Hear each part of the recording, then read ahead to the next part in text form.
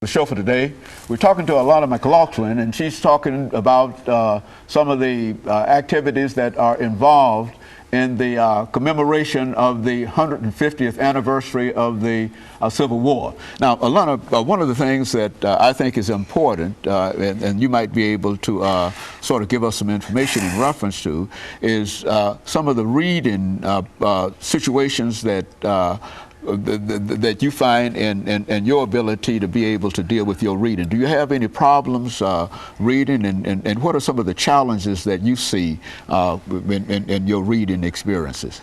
Actually, I don't have any problems when I read. The only problem I have when I read is I need focus. Just put all my attention on the books that I'm reading. Just put all of them. Cause see, when I'm reading to the class, I have to put my eyes on the book, and I have to concentrate and face them, and just really give my concentration to the book or the story. Or do you read to the class often in your school experiences? Yes and no. Because sometimes we share, because we write in our writer's notebooks, and sometimes we share those stories, and we do that pretty often. So I think, yes, we do share often. And so with what we're saying about in the Civil War here, you will be able to go back to your school and talk to some of your friends about this Civil War and about Harriet Tubman. And what would you tell them about Harriet Tubman from what your experiences are? Well, when I go back, I would go to some of my friends and say, hey Trinity, hey Alicia, hey Bernicia, let's talk about the sesquicentennial or the 150th anniversary of the Civil War. And that would know completely what I mean, because they're pretty smart girls. Like from Trinity Owens to Alicia Kennedy to Bernicia Lake, they're all like my friends, and they're pretty smart like me. They're still all smart, and they're all into the Civil War, yes. And all of you will be able to perhaps know more about Harriet Tubman and some of these other great women who played a real role in the Civil War.